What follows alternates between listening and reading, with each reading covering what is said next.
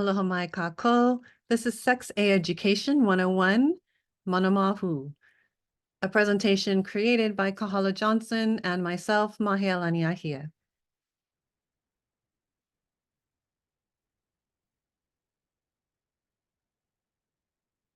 Today we'll be moving on to section B, Mana Mahu Maoli.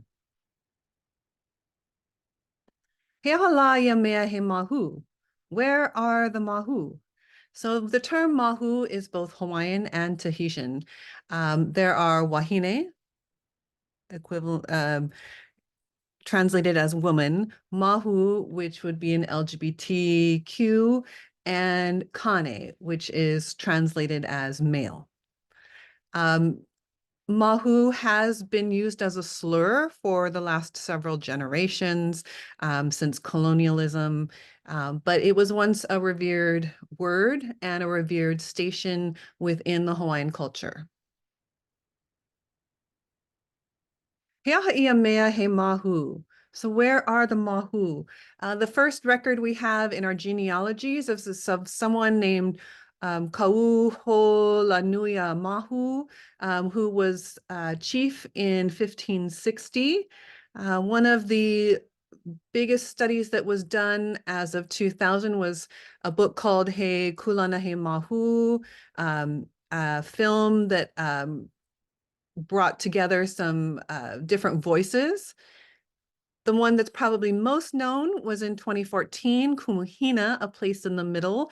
And from that documentary of Kumuhina Wang's life, there were several other sort of spin-off documentaries that happened also. Pose, the TV show, came out in 2018. And that one was very much tied to Hawaii. Kapai Mahu, which was an animated film, came out in 2020. We're Here, season 2, episode 7 in 2021. And Aikane is the most recent film in 2023.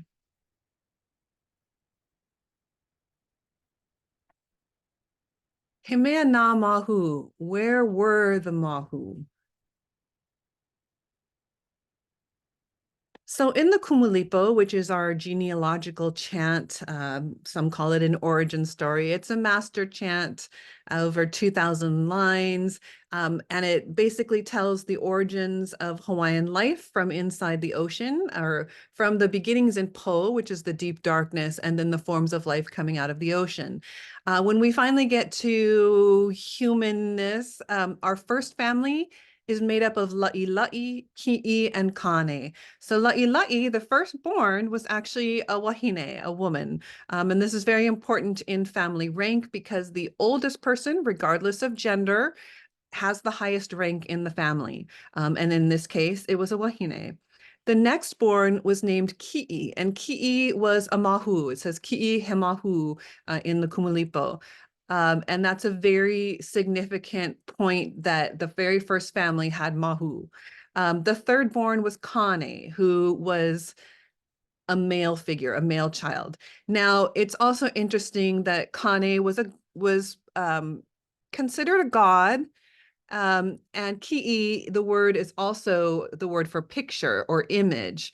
And so lots of folks have done work on the different types of words and what they might mean. But the most important thing to remember is that a wahine was firstborn, a ki'i was second, and kane was third. So in this first family, la'i chose to mate with ki'i first, which meant that all of their children and their whole lineage line had a higher elevation in rank.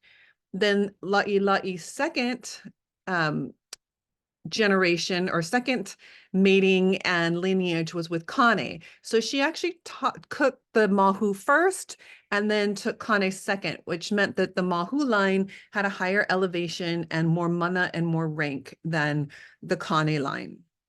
And this is also very significant. So where else do we see Mahu? We also see Mahu throughout the Kumalipo in the different animal forms that come in the ocean. But one of the next most significant stories we have is Haloa. So many of you may have heard the story of Haloa or the taro plant. Wakea, Father Sky, and Papa Mother Earth had a daughter who was named Ho'ohoku Kaleni, which is the stars. As Ho'ohoku Kaleni grew up to be beautiful, Wakea desired his daughter and took her, and she birthed a child. The first child was born stillborn. It was named Halo Nakalau Kapalili, or the quivering in the winds. Because the child was stillborn, it was buried or canoed in the east side, which is where the sun rises, so that's significant. And it grew into the first kalo plant or taro plant. And so the elder sibling, and this is the Hawaiian origin story where the la'i is the human. This is the specifically Hawaiian in Hawaii.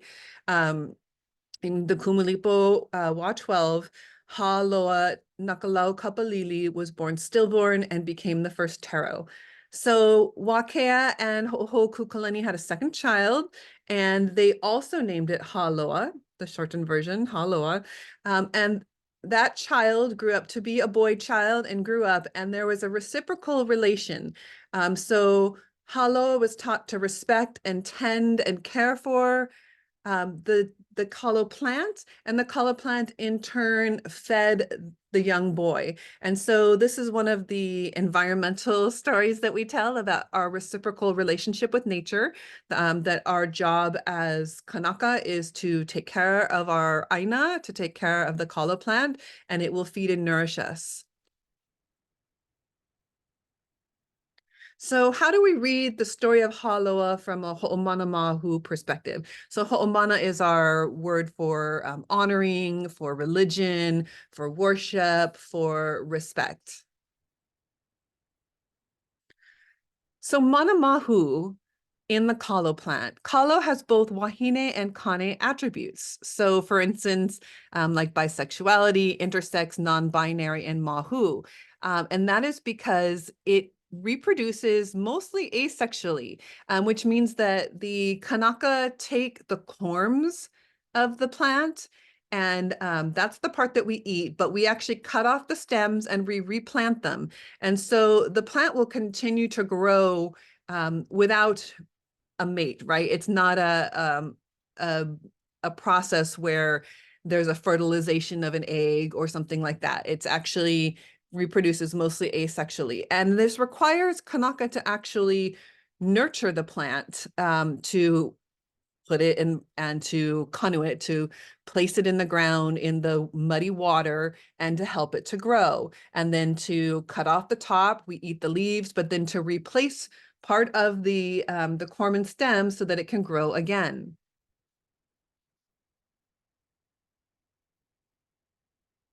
So we can think about how Haloa transitions from a Kanaka to Kalo and from Kane to Mahu. And we like to think of this Haloa transition as a trans story.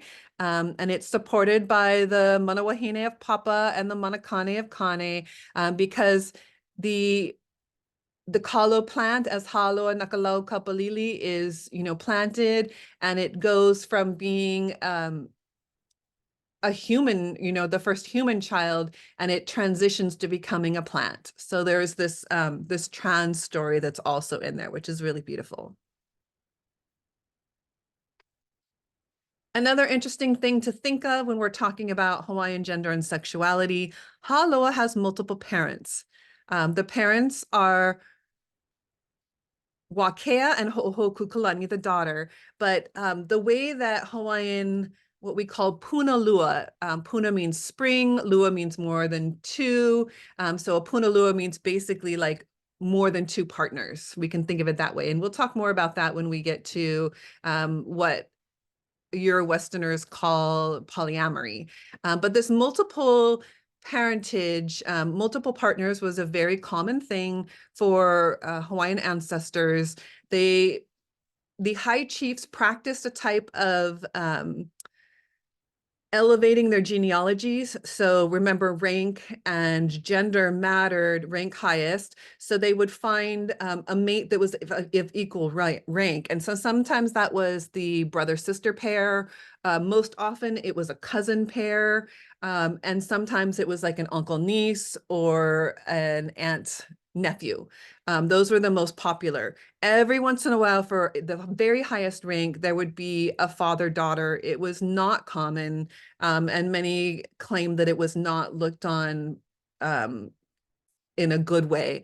Nevertheless, this is one of those stories where Wakea and his daughter Ho'okukalani have a child. Now, the way that kinship worked and childbearing in that times is that anyone in the parental generation became a parent to the young child. So for instance, if I have a child, then my sister is also the mother of that child. So where we would delineate that and say that's the aunt, in ancestral times, every one of the generation was that relation. Also, if you shared a partner, your other partner also had a rank and what they called po'olua, po'o meaning head, and lua meaning, more than two. So the po'olua was the child of two kane. So maybe the wahine had two different mates and she wasn't sure who the child belonged to. Both parents, both kane would claim the child. This was also of an esteem reason. So sometimes there would be a biological parentage of one ranking lineage, and there might be another parent who steps in and claims that child and raises the child. So they both have a claim to being called father. There are many stories that say that Kamehameha actually had two fathers, that Kahekili was actually his true father and not the one that raised him. So, but getting back to Papa, so Papa, being the mate of Wakea, would have also been considered the mother of the kalo plant. And so we can see how all of these different relations, these very wide kinships, claim relationality. And then there's also the relation that the elder younger sibling has kuleana between Haloa the first and Haloa the youngest, and that is a Mahu and Kani relationship. So we can see how Haloa the second has a relationship to Mahu, right, as their elder sibling. So one of the things that we try and emphasize is that the first kala was not a male. So a lot of people say the first son and the second son, and we want to be very careful and remind folks that the first kalo was a kalo. It wasn't a male. It wasn't a kani. If anything, it could be considered a Mahu.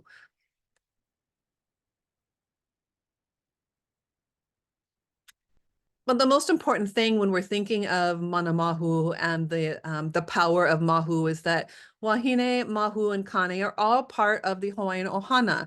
And we can think of the kalo plant because the oha is the part of the plant, and that's where we get our word ohana. So wahine, mahu, and kane are all non-binary terms because they all work together. If it was just wahine kane, that would be a binary. But because it is wahine, mahu, and kane, all of them are already beyond the binary. So this is something very unique about Hawaiian tradition, Hawaiian gender and sexuality.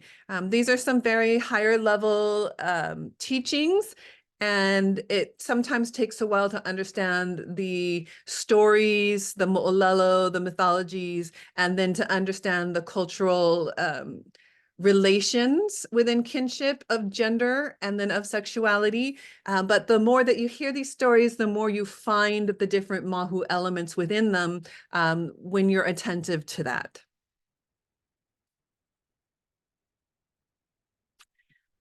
So what that leads us to is that our Lahui, our Kanaka, is a non-binary nation because we are at least three. We are more than just a binary two.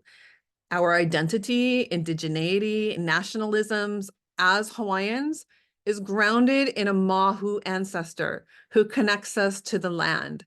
And this is a very beautiful teaching that I hope will start to resonate and stay with you. Mahalo.